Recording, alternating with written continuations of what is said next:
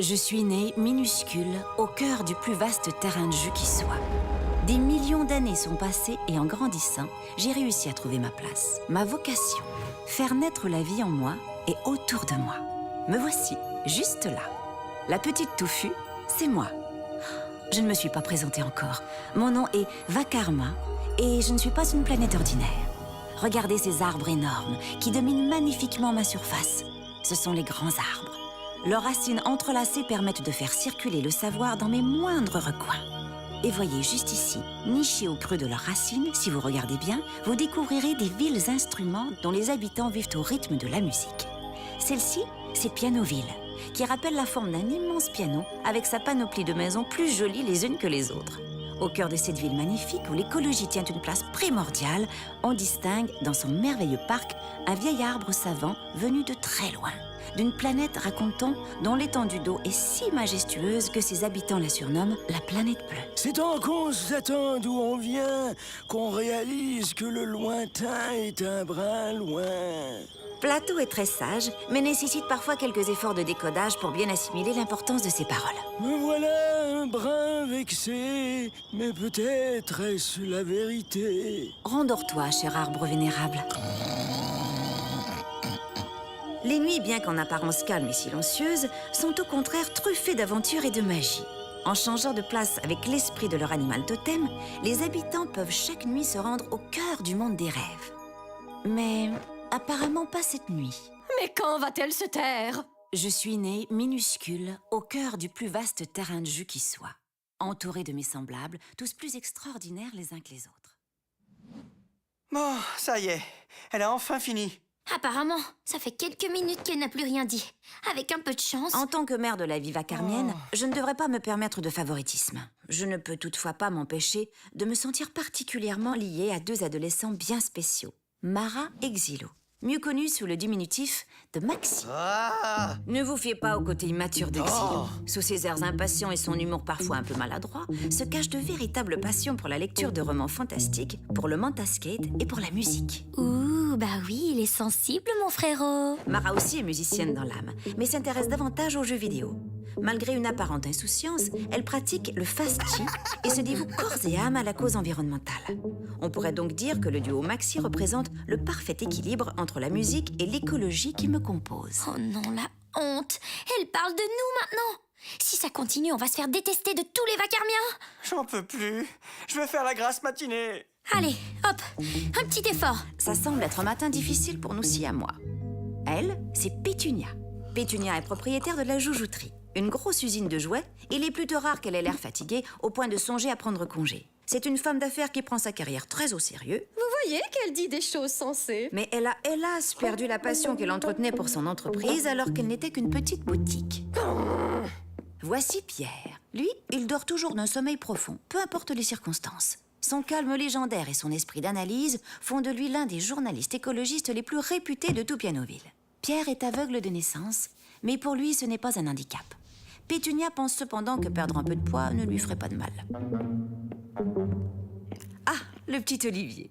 Lui ne fait partie de la famille que depuis peu. Il a été adopté l'année dernière et son passé est un peu mystérieux. Une chose est certaine, la vivacité d'esprit d'Olivier lui permet de poser un regard sur tout ce qui l'entoure.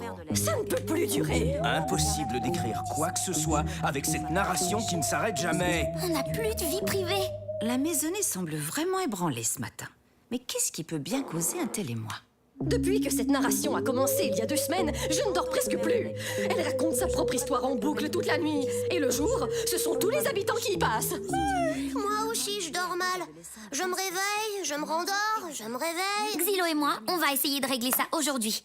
Peut-être que si on arrivait à parler directement à Vakarma, on pourrait lui demander pourquoi elle fait ça. Mais oui, si elle commande tout ce qu'on fait, c'est parce qu'elle est capable de nous voir et de nous entendre. Vakarma! Hé, Vakarma!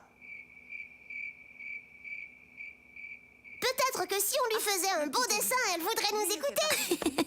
Ce sont de belles initiatives, mais je ne crois pas qu'il soit possible de parler à la planète comme ça. Alors on est foutus. Et Maxi, la mine basse, quitte pour la journée, impatient de vivre de nouvelles aventures. Maxi déambule dans Pianoville et croise Tuba, leur voisin. Bonjour Maxi, comment vont les sujets favoris de Vakarma? Je savais que ça arriverait. Pierre s'affaire à laver la vaisselle tandis que Pétunia a pris place sur le divan. Les deux semblent perdus dans leurs pensées. Justement, on veut que la narration cesse. T'aurais pas une invention qui permettrait de parler directement à Vakarma? Non. Et tant que mon ongle incarné n'est plus le sujet principal des potins, je n'ai rien contre le fait d'entendre la vie de tout le monde. On s'informe comme on peut. Tandis que Pierre achève de tout nettoyer et qu'il lave le comptoir pour la 4e fois, Pétunia est toujours postée devant la télévision pourtant fermée. Qu'attend-elle?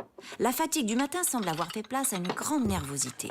La voilà qui pianote contre le bras du Des divan. tasses et des cuillères, des louches et des couteaux, tout ça dans mon lavabo. Wow, oh, Bonne nouvelle chez c'est Pierre et l'heure de la Pétunia. vaisselle, les Monsieur bons semble citronelles vraiment frottées, avoir tout retrouvé ça sa bonne humeur. fait. Il ne chante pas très bien, mais quel entrain!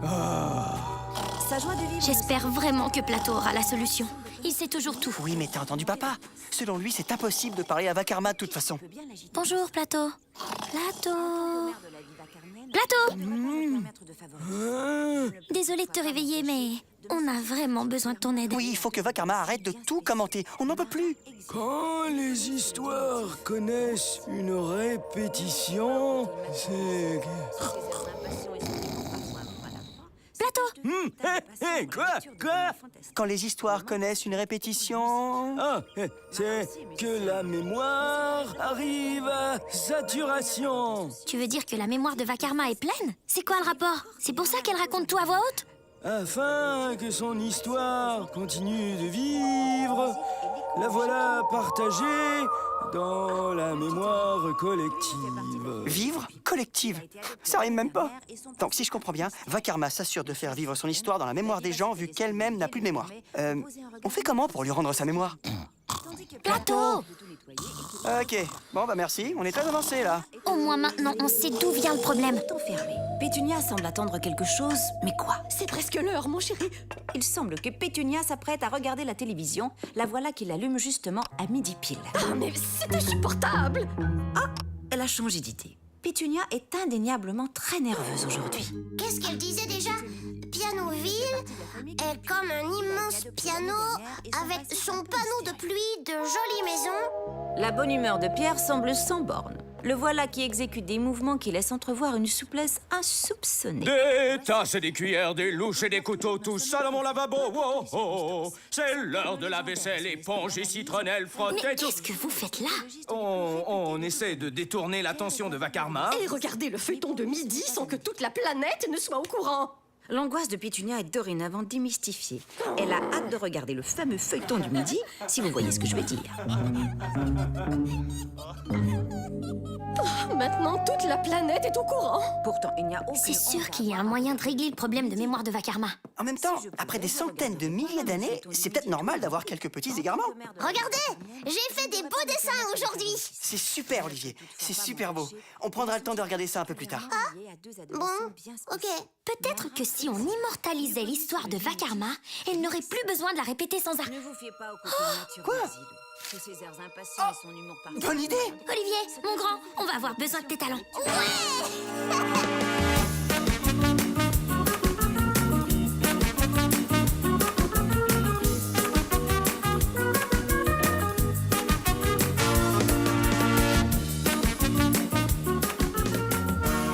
C'est une journée spéciale aujourd'hui à Pianoville.